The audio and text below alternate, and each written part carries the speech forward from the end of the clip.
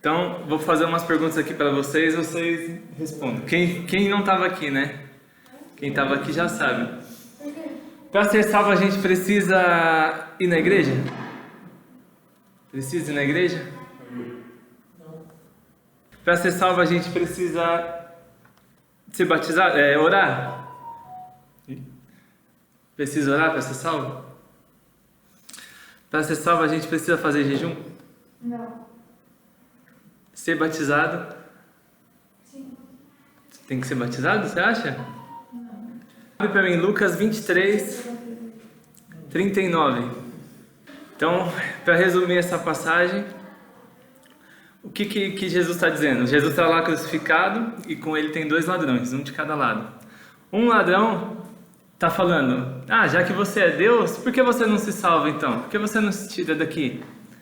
E o outro falou: você não está vendo que a gente está aqui, a gente tem culpa de estar aqui. Ele não é culpado. E fala ainda: quando o seu reino vier, você lembra de mim. Porque ele teve fé, ele acreditou. E o que Jesus fala para ele? Ainda hoje estará comigo no paraíso. Então, a gente confirma que o ladrão foi salvo, não foi? Jesus falou. Exatamente. O ladrão, ele precisou ir na igreja? Não. Ele orou? Fez jejum? Foi batizado? Pregou o evangelho? Não fez nada disso. Porque o que é a salvação? O que a gente aprendeu na outra aula? É um dom gratuito de Deus. A salvação, lá em João 3,16 fala assim: porque Deus tanto amou o mundo que deu o seu Filho unigênito para todo nele que nele crê não pereça, mas tenha vida eterna. Então, para a gente ser salvo, basta crer, basta ter fé. Não precisa orar, não precisa jejuar, você tem que ter fé e acreditar que Jesus morreu por nós. Então, a gente foi salvo porque Deus amou o mundo de tal maneira. E tem uma outra passagem de Marcos que fala: quem crer e for batizado será salvo, quem não crer será condenado. Então, se você crer, você vai ser salvo. Então, a gente chama isso de quê? De graça. Lá em Efésios 2:8, do 8 ao 9 está escrito assim: pois pela graça de Deus vocês são salvos, por meio da fé. Isso não vem de vocês, mas é um presente dado por Deus. A salvação não é o resultado dos esforços de vocês. Portanto, ninguém pode se orgulhar de ter. Então, você vai ser salvo não por mérito seu. Você vai ser salvo porque foi um dom gratuito de Deus. A gente não merece. Deus nos deu de graça. Então, a gente vê que a salvação ela é de graça. A gente não tem mérito. É um favor imerecido. É um presente que Deus nos deu. E o galardão? O que é o galardão? Recompensa. Ele é a recompensa, mas é a recompensa do quê? Das nossas obras. Vamos ver Marcos 9:41. Portanto, aquele que vos der de beber um copo de água, em meu nome, porque sois de Cristo, em verdade vos digo, que de modo algum perderá o seu galardão. Então aqui o que Marcos escreveu, relatou, que Jesus disse: se você der um copo de água para a pessoa, em nome dele, o que é em nome dele? Irmão, eu estou te ajudando porque eu sou servo de Jesus. Eu creio em Jesus, então como Jesus é bom, como Deus é bom, eu também sou. Eu quero ser como ele, então estou te ajudando. Vou te dar um copo de água. Você vai receber um galardão, você vai receber uma recompensa por isso. Agora eu posso chegar, dar 10 mil reais para você, só para querer aparecer. Ó como eu sou bom, eu dei 10 mil reais para ele. Eu vou te ajudar? Com certeza vou. Com questão financeira. Mas eu vou ter alguma recompensa no céu? Não. Mateus 6, capítulo 6, verso 5 diz assim: e quando orares, não seja como os hipócritas, pois gostam de orar em pé nas sinagogas e nas esquinas das ruas, para serem vistos pelos homens. Em verdade vos digo que eles já receberam sua recompensa. Eles oram em pé, aqui estava que eles oram em pé, eles querem aparecer, então já ganharam a sua recompensa. Que a recompensa dele era o quê? Aparecer, só ser visto. Não fez nada para o reino de Deus. Aí eu pergunto para vocês, eu dou 10 mil reais aqui para o Ailton, vou ajudar ele, vou ter galardão? No céu? Não. Vou ter recompensa? Eu vou perder minha salvação? Não vou perder minha salvação. É igual esses pregadores da internet aí. Prega por dinheiro, por fama. Ele está trazendo pessoas para Jesus? Tá. Se ele prega a mesma Bíblia, ele vai estar trazendo. As pessoas vão estar se convertendo por ele, vão estar conhecendo Jesus por ele. Mas a motivação dele é errada. Ele está fazendo isso para aparecer, para ganhar dinheiro. Ele vai perder a salvação? Não. Se ele crê que Jesus salvou, que Jesus veio para morrer nos nossos pecados, se ele crê nisso, ele vai ser salvo. Mas ele vai ter galardão no céu? Não. Porque tudo que ele fez foi para aparecer. E eu pergunto para vocês agora.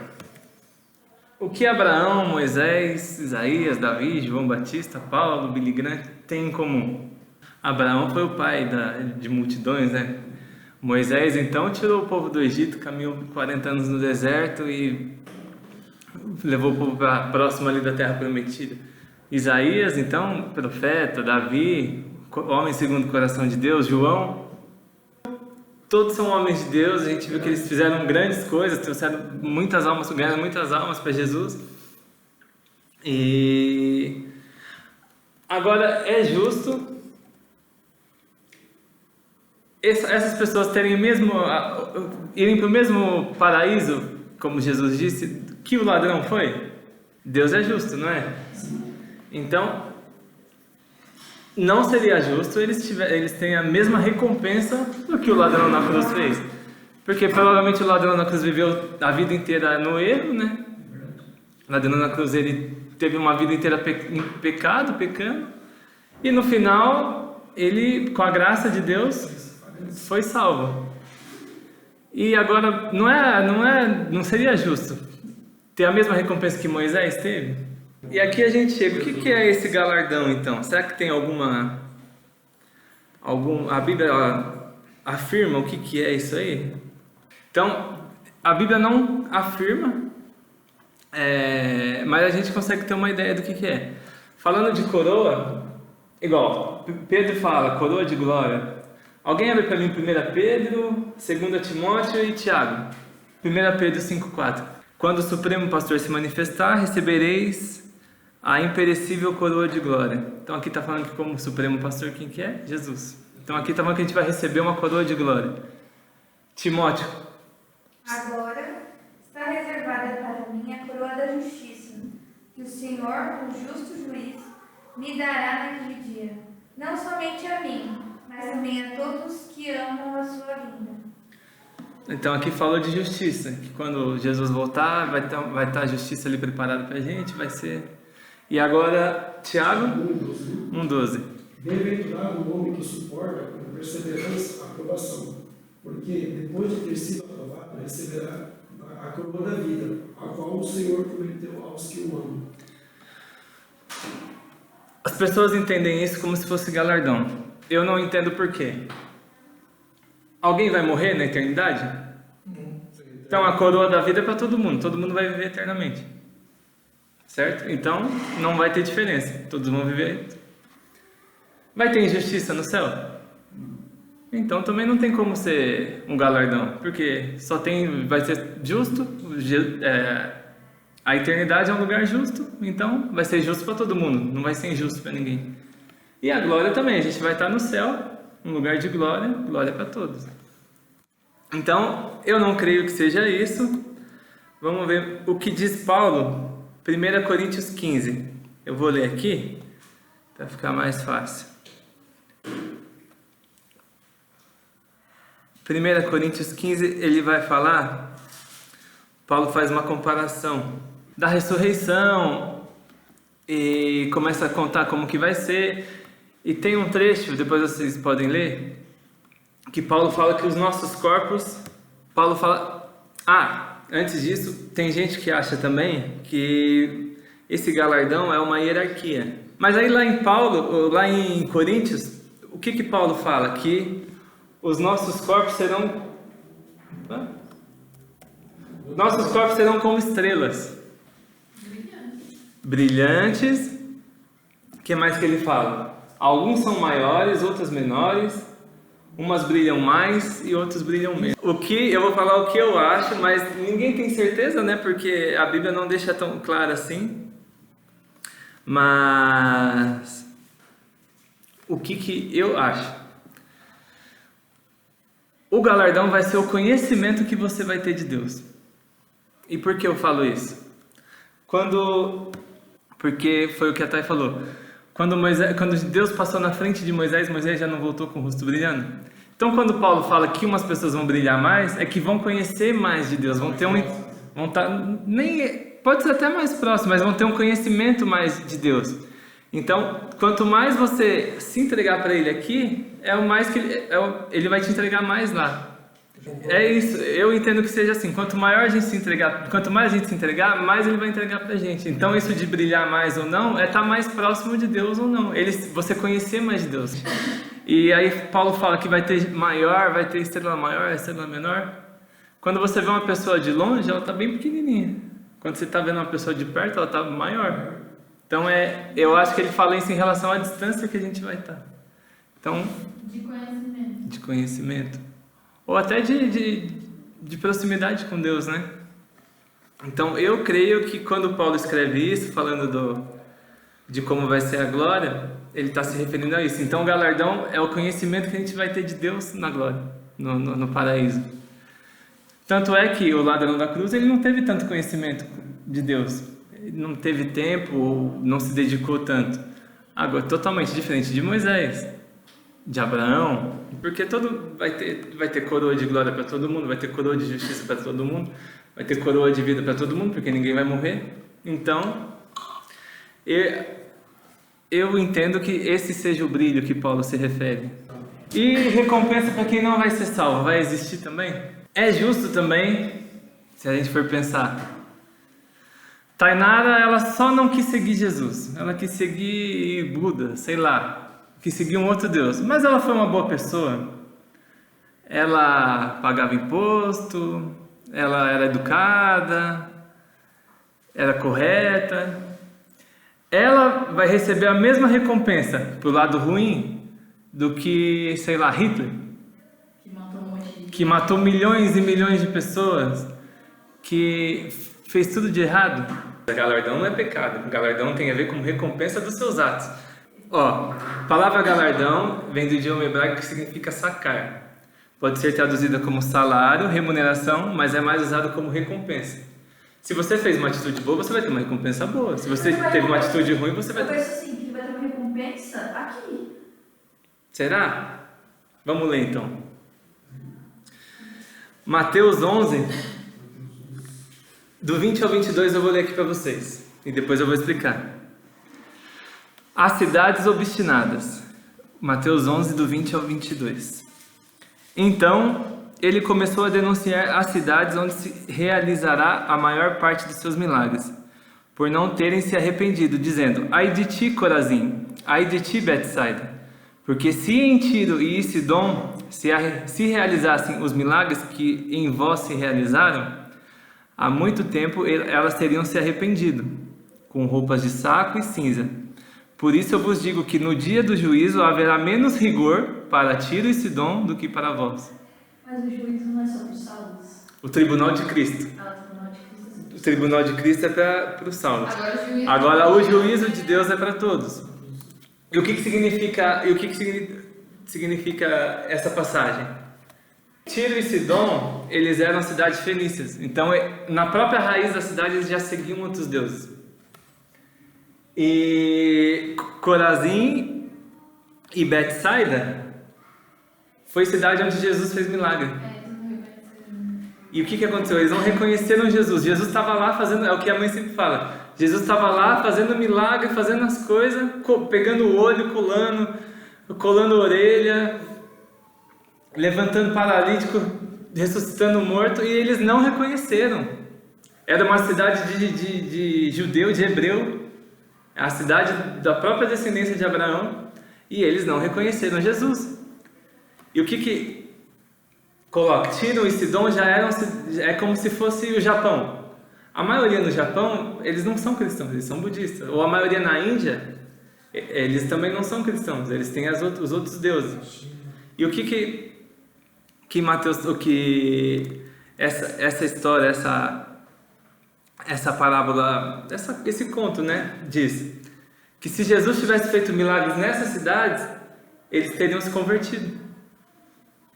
E então, e aqui no final ele coloca aqui, verso 22, por isso vos digo que no dia do juízo haverá menos rigor para Tiro e Sidom do que para vós. A parábola do servo vigilante, ela diz assim, e Jesus disse ainda, fiquem preparados para tudo, estejam com a roupa bem presa, com o cinto e conservem as lamparinas acesas. Está falando que a gente tem que estar preparado.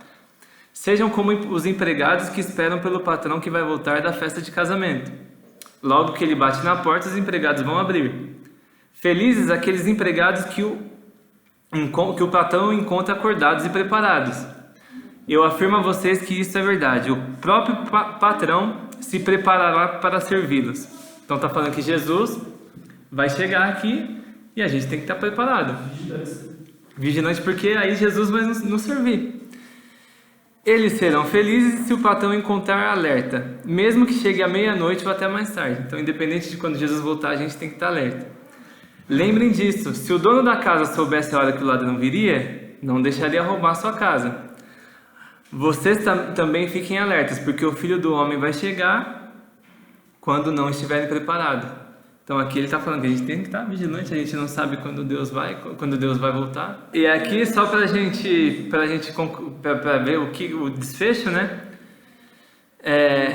O empregado fiel e inteligente é aquele que o patrão encarrega de tomar conta da casa, dar comida na hora certa e aos outros empregados. Então o empregado inteligente é aquele que toma conta de todo mundo. É aquele que o patrão deu mais confiança, deu mais responsabilidade.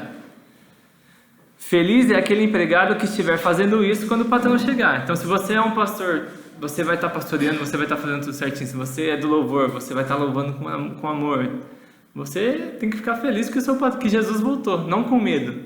E eu afirmo a vocês que, de fato, o patrão vai colocá-lo como encarregado de toda a sua propriedade. Mas imaginem o que acontecerá se aquele empregado pensar que o seu patrão está demorando muito para voltar, e imagine que esse empregado começa a bater nos outros empregados e empregadas e a comer e beber até ficar bêbado. O patrão voltará no dia que o empregado menos espera e na hora que ele não sabe. Aí o patrão mandará cortar o empregado em pedaços e o condenará a ir para o lugar dos desobedientes. O empregado que sabe qual é a vontade do patrão, mas não se prepara, está falando de quem conhece a palavra, mas está vivendo de qualquer jeito. Será castigado com muitas chicotadas. Mas o empregado que não sabe o que o patrão quer e faz alguma coisa que merece castigo, será castigado com poucas chicotadas. Assim será pedido muito de quem recebe. Aquela versículo que a gente conhece, a quem muito é dado, muito será cobrado. Assim será pedido muito de quem recebe. Muito de quem recebe muito, e daquele que muito é dado, muito será pedido. Nenhum juízo será eterno. A pessoa que foi condenada, a gente já viu que não vai ficar queimando lá para sempre. Mas o grau de punição vai ser diferente. Um com mais chicotadas, outro com menos. A gente viu Corazim e Betsaida vão ser punidos com mais rigor do que Tiro e Sidom, porque tiveram mais acesso à palavra de Deus. E falando de novo nascimento, o que é o novo nascimento? Vocês sabem? Onde a gente vai passar a eternidade? O que vai acontecer depois? Então, para nos salvar, o que Jesus teve que fazer? Lidar com os nossos pecados primeiro.